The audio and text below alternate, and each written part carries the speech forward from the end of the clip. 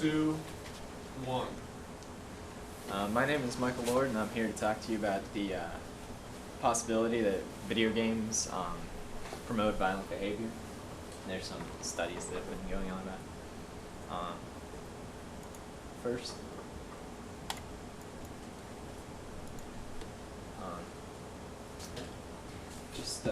my main points are I wanted to talk about what types of Americans play video games, the amount of people that do, a couple incidents where violence has occurred and has been connected to people playing video games, and what the government is trying to do to deal with this idea.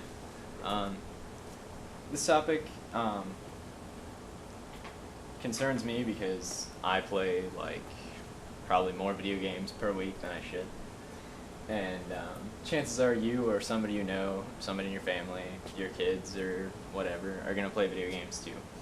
And I think I'm credible because I need to pay a lot of attention to this to see how, what laws are going to affect my future in gaming and, First Amendment rights and all that stuff.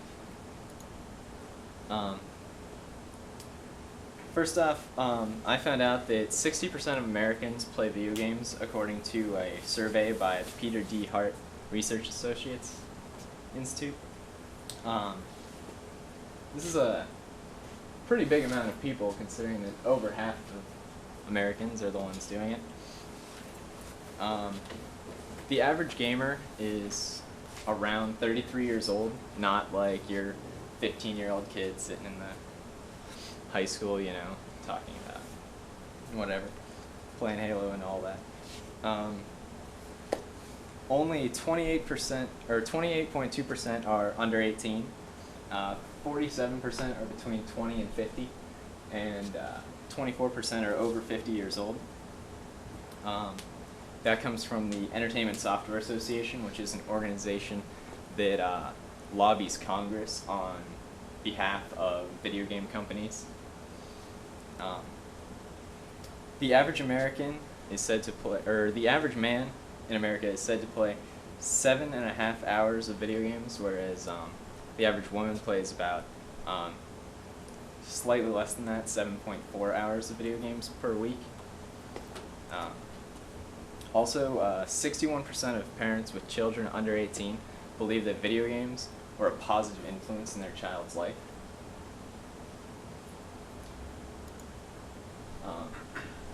A couple incidents that have been tied to violence resulting from kids playing violent video games were the Columbine school shooting, or I believe the Virginia Tech thing. Supposedly was mentioned that he played some shooter or something like that. And during my research, I found out that there was a study done in the University of Potsdam, Germany, that showed that when kids played violent games, they would react more aggressively towards situations like if a kid were to push them in the hallway, they might push them back rather than just saying, "Why'd you do that?" But along with that study and a couple others, nothing has shown that people would actually result to violence that they are performing in the video games. People aren't shooting other people because they do it in a video game. At least they haven't found that yet. The other big problem that people are seeing is that because of the amount of violence that you're viewing in these games, you're becoming desensitized to real-world violence. But from what I've seen, CNN takes care of that for you. You've got all these images of war and fighting going on around the world. So what's the difference if you're watching it from a video game or in a movie theater or anywhere else for that matter? And the idea that is concerning these researchers and parents is that you're not just viewing it when you're in a video game, you're actually performing the action. Not against somebody else, but against this idea of somebody else. I found this editorial cartoon about how to stop school shootings, teaching children to defend themselves with firearms in elementary school. I thought it was amusing.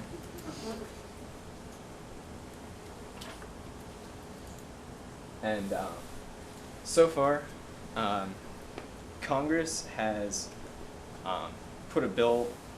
They put a bill into Congress, I think, 2 years ago, to stop the sale of adult-rated and M-rated games to minors, which, as far as I know, had always been in effect because I was never able to buy like a mature-rated game until I had an ID saying I was over 17. So I'm not exactly sure what they intended to do with that law. And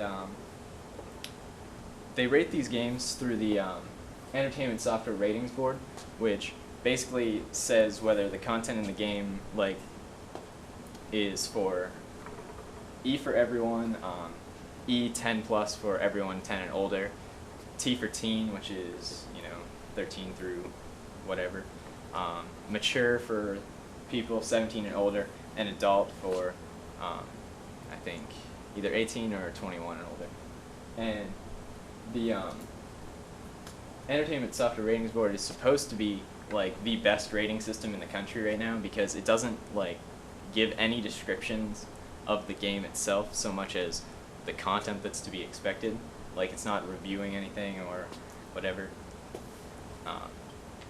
It's people wanted them to try and match it up with the movie rating industry, but there was some issue involving that didn't work out. The other argument that people have brought up to Congress is that by making laws against this, against violent video games to stop people from purchasing them and therefore increasing the chance that you're going to perform violence in your neighborhood. People have always fought it with the First Amendment that you can't stop us from doing this because it's our freedom of choice to buy this game if we want it, but it's always limiting the First Amendment when it's used in court. So they're going to, in the future, be looking towards a lot of these. They're always going to be bringing it up until eventually it's either going to be limited or we're going to end up with not much change. We'll have to see what happens. Yeah. So basically, when you're concerned with whether this is going to affect you, you have to think about the fact that the average gamer is in his mid-30s right now. So if these games are leading to violence and aggression, it's not going to be from the kids growing up in the schools affecting your children. It's going to be the people that are driving on the road next to you, your colleagues in the place you work, the people that should know better than to do anything that, goes against their moral and the rules of society. And that all the studies are showing that it doesn't create real life violence. It's just that you may react more aggressively towards a situation than you would without playing these games. And also that Congress is attempting to find a way to balance how these affect our children without limiting our rights. Thank you.